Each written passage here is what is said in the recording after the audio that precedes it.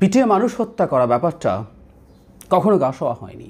আমার মনে পড়ে তখন ব্লগে লিখি, যখনই এ ধরনের ঘটনা ঘটতো সেটা নিয়ে একটা লেখা লিখতাম। হয়তো ঘুরে ফিরে একই কথাই বলা হয়, কিন্তু তারপরও লিখেছি তখন, এখনও বলছি, কারণ এই ব্যাপারটা আমাদের সমাজে যে একটা মারাত্মক রকম অপরাধ, এই পারসেপশনটা তৈরি হয়নি। আমরা যে মবের কথা বলি ইদানিং, আসলে আমাদের এই মবের প্রচলন অনেক আগে ছিল, মানে আবহমানকাল থেকে ছিল। সেটা হচ্ছে মানুষকে পিটিয়ে মেরে ফেলা।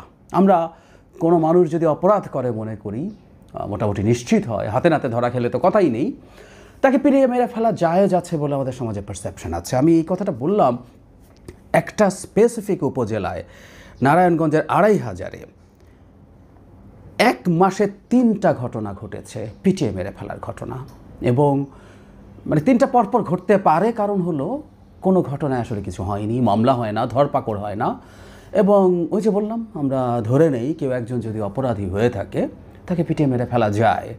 পরিবারগুলো অনেক সময় এগিয়ে আসে না মামলা করতে, এবং সেসব ক্ষেত্রে তো কথা ছিল রাষ্ট্র নিজে বাদী হয়ে মামলা করবে, তাও হয় না। 3টা ঘটনায় আমি একটু ইন্টারেস্টিংলি, প্রথম যে ঘটনাটা ঘটেছে, ডাকাতি মামলার আসামিকে পিটিয়ে হত্যা, এটা সেপ্টেম্বরের 8 তারিখে ঘটেছে। এবং সেখানের ঘটনায় একজন পুলিশ কর্মকর্তা, তিনি হচ্ছেন জেলা পুলিশের জ্যেষ্ঠ সহকারী সুপার মেহেদি ইসলাম, তিনি ফোনে ডেইলি স্টারকে বলছেন আয়নাল একজন চিহ্নিত ডাকাত। গ্রামবাসী তার উপরে ক্ষুব্ধ ছিল, তার বিরুদ্ধে সোমবার রাতে একটি অটোরিকশার ডাকাতির অভিযোগ ওঠায় গ্রামবাসী জড়ো হয়ে আয়নালকে গণপিটুনি দেয়। ঘটনাস্থলে গিয়ে দেখে যে সে মারা গেছে, সারা দেহে আঘাত এবং মুখমণ্ডল থেতলে দেওয়া ছিল। একইভাবে ইউপি সদস্য একজন ছিলেন, হাত পা পিটিয়ে হত্যা করা হয়েছে, তিনিও অপরাধের সাথে জড়িত ছিল বলে বলা হয়। এখানে ওসি বলছেন একই রকম বক্তব্য। তিনি বলছেন সোহেল মেম্বারের অপরাধমূলক কর্মকাণ্ডের জন্য গ্রামবাসী ক্ষুব্ধ ছিল, সেই ক্ষোভ থেকেই গ্রামের মানুষ তাকে বেঁধে পিটিয়ে হত্যা করেছে। আর সর্বশেষ ইনফ্যাক্ট যেটা আজকের খবর, সেখানে দেখা গেছে ওখানে ডাকাতি হচ্ছে বলে আলাপ হয়েছে, এবং সেখানে কুপিয়ে জখম করা হয়েছে। এই দাবি করা হয় ডাকাতরা কুপিয়ে জখম করেছেন, করতে পারেন। তার পরবর্তীতে মাইকে ঘোষণা দিয়ে বিভিন্ন জায়গা থেকে খুঁজে পেটানো হয় এবং এর মধ্যে একজন মারা যায়। এই হচ্ছে মোটামুটি টিপিক্যাল খবর, খুব টিপিক্যাল খবর। এই খবরগুলো এরকমভাবেই আমাদের সামনে আসে।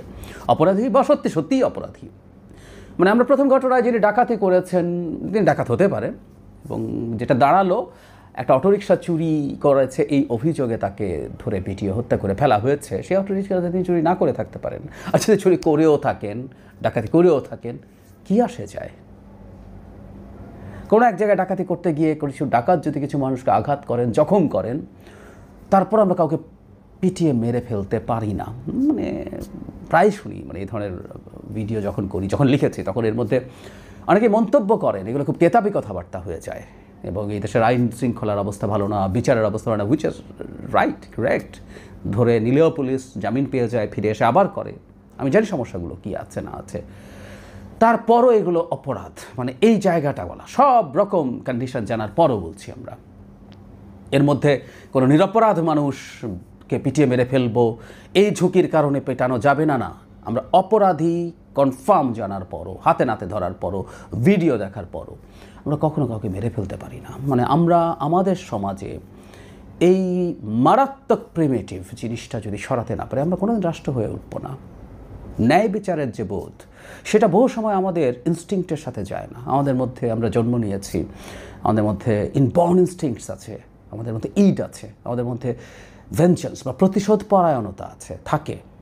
আমার বাসায় ডাকাতি হয়েছে, আমার কেউকে এটা করেছে, আমার কেউকে কুপিয়েছে, সো আমার প্রতিশোধ পরায়ণতা কাজ করতে পারে, ওকে আমি কুপিয়ে ফেলবো, পারলে মেরে ফেলবো।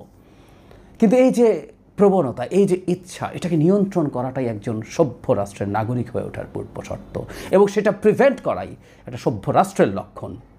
একই উপজেলায় 3টা ঘটনা ঘটতে পেরেছে, কারণ প্রথম ঘটনাটার পরে যে ডাকাত বলেই খালাস পুলিশ, পরিবার বলছে মামলা করবে না। তো পুলিশ কী করেছে? পুলিশের উচিত ছিল এই ঘটনাটাকে কগনিজেন্সে নিয়ে যদি গ্রেফতার করা হতো যারা এর সাথে জড়িত, তাহলে দ্বিতীয় বা তৃতীয় ঘটনাটা ঘটতো না। বা আবহমান কাল থেকে যে শত শত হাজার হাজার ঘটনা ঘটেছে আমাদের দেশে, সেগুলো হতো না।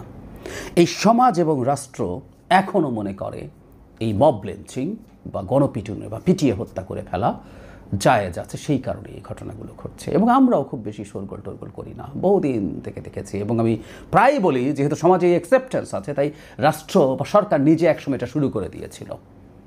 ক্রস ফায়ারের নামে অপরাধীদেরকে, চিহ্নিত অপরাধী যদি হয় তাকে হত্যা করাকে আমরা সেলিব্রেট করেছিলাম, এই অসভ্যতা, এই বর্বরতাকেও। ঠিক সে একই রকম বর্বরতা এটাও। কিন্তু যে বললাম, সমাজে যেহেতু এটা অ্যাকসেপ্টেন্স আছে, এটা একটা লার্নিং সাইন। ভবিষ্যতে কখনো এটা কোনো না কোনো ফর্মে রাষ্ট্রীয় বা সরকারিভাবে ফিরেও আসতে পারে। So you have to be very serious. আমাদের এগুলোর বিরুদ্ধে ইনটলারেন্স দেখাতে হবে। মানে আমরা এটা কোনোভাবেই নেব না, কোনোভাবেই নেব না। এবং আমরা সরকারকে জবাবদিহিতার আওতায় আনতে হবে যে তুমি কেন এখানে মামলা করছো না, কেন ব্যবস্থা নিচ্ছ না। এবং উচিত ছিল এগুলো সরকার, ধরুন আমার কাছে যদি দায়িত্ব থাকতো, আমি কী করতাম, এগুলো ধরা হতো এবং এগুলো রিভিল করা হতো, প্রচুর প্রচারণা করা হতো, যে দেখানো হতো যে দেখো, গণপিটুনির জন্য, গণপিটুনির অপরাধ, এটা একটা মারাত্মক অপরাধ, মানুষ হত্যা। এই অপরাধে অভিযুক্তদেরকে সরকার ধরছে এবং সরকার তাকে শাস্তির আওতায় আনছে।